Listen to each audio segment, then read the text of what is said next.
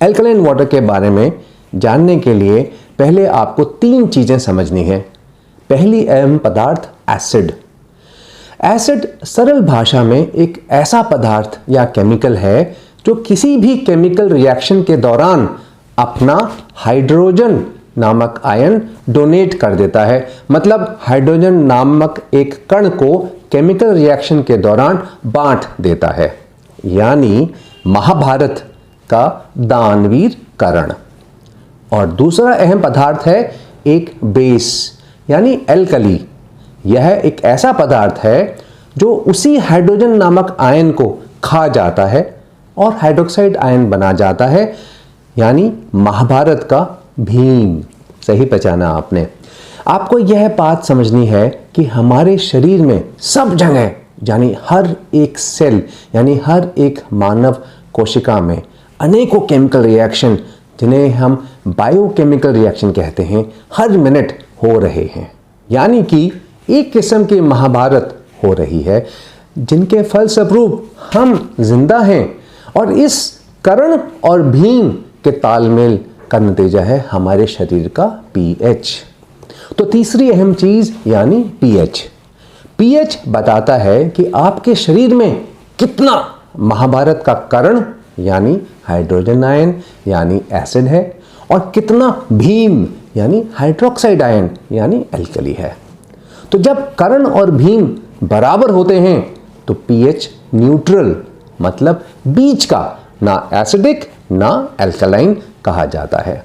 और इसे एक वैज्ञानिक सोरेन सोरेनसन ने पीएच के नापतोल की स्केल में 7 नंबर का दर्जा दिया था। पीएच 1 से 6 तक मतलब एसिडिक, यानी पीएच 1 सिर्फ कर्ण ही कर्ण है, और पीएच 8 से 14 मतलब एल्कलाइन, और पीएच 14 मतलब भीम ही भीम है। आप सोच रहे होंगे कि 7 पीएच को न्यूट्रल पीएच क्यों लिया गया? हम उसे 0, 0 या 1 भी बना सकते थे। इसके पीछे एक बहुत बड़ा राज है, और वो यह है कि नेचुरल यानी जो प्योर पानी, जो वाटर है, जो कुदरत में मिलता है, उसका पीएच 7 है। आप समझे? पूरी कुदरत में जो पानी है उसका पीएच 7 है। लेकिन सोचने की बात यह है कि हमारा पीएच तो 7 नहीं है। पानी का हर एक मॉलिक्यूल यानी अणु एक हाइड्रोजन आयन यानी कर्ण और एक हाइड्रोक्साइड नामक आयन भीम से बना है। और यह तो आप जानते ही हैं कि मानव शरीर में और मसल्स में 75% पानी है। खून और गुर्दों यानी किडनीज में 83%, 83% पानी है। दिल में 79%, 79% पानी है। हड्डियों में 22%, 22% पानी है। अब आपने तो अंदाज़ा लगा लिया होगा कि आपके शरीर के लिए पीएच सही होना कितना ज़रूरी है। और एक बात, बहुत इंटरेस्टिंग बात जो यह है कि कुदरत के करिश्मे को तो देखिए। हमारे खून का पीएच 7.34, 7.34 से 7.45, 7.45 तक रहता है, 7 नहीं रहता। 7.34, 7.34 से कम हुआ यानी एसिडिक हुआ तो संकट में आ जाएंगे, और 6 हो गया तो मर ही जाएंगे।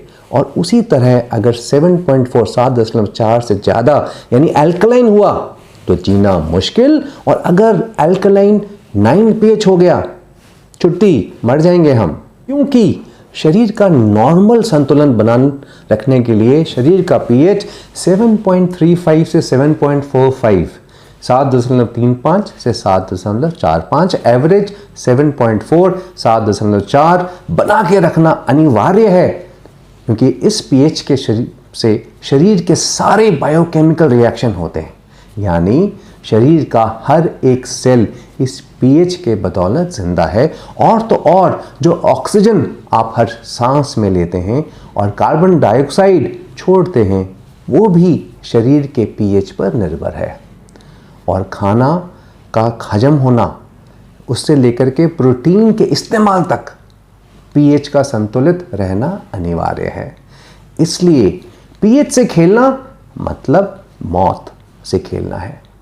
अब दिक्कत यह है कि इस पीएच के पदार्थ 7.34 से 7.45 के पीएच के पदार्थ कुदरत में बहुत कम हैं।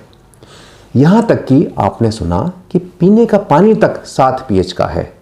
क्योंकि अलग अलग पदार्थों का पीएच अलग अलग है, इस पीएच को हमारे शरीर को बरकरार रखने के लिए और हमारी जान बचाने के लिए हमारे शरीर में 3 बड़े योद्धा मैकेनिज्म यानी प्रक्रियाएं हैं, जिसमें पहला योद्धा है हमारा खून, जिसमें हीमोग्लोबिन नामक अस्त्र जो हमारा शरीर प्रयोग करता है।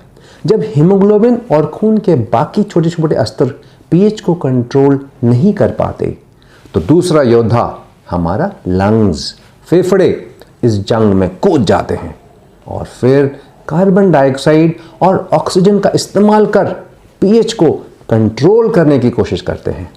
और जब हमारे फेफड़े भी लड़ाई हार जाते हैं तब हमारा आखिरी और तीसरा योद्धा हमारी किडनीज, हमारे गुर्दे लड़ाई में कूद जाते हैं। और अगर हमारे गुर्दे इस लड़ाई में हार गए तो निश्चित ही पीएच कंट्रोल नहीं हो पाता और शरीर के विभिन्न अंग जैसे कि दिमाग और दिल काम करने और हमें जिंदा रखने में असमर्थ हो जाते हैं और इंसान की मृत्यु हो जाती है। तो इतना कुछ समझने के बाद क्या आप अपने शरीर के पीएच से खिलवाड़ करना चाहेंगे? अगर हां तो क्यों? एक बात सोचने की है कि अगर भगवान चाहता कि हम यानी मानव और सभी जानवर और पौधे अल्कलाइन पानी ही पिएं, तो क्या वो नेचुरल पानी का पीएच अल्कलाइन यानी 7.34 से ज़्यादा 8 या 9 नहीं बनाता? लेकिन पानी का पीएच तो 7 है। ज़रा सोचिएगा।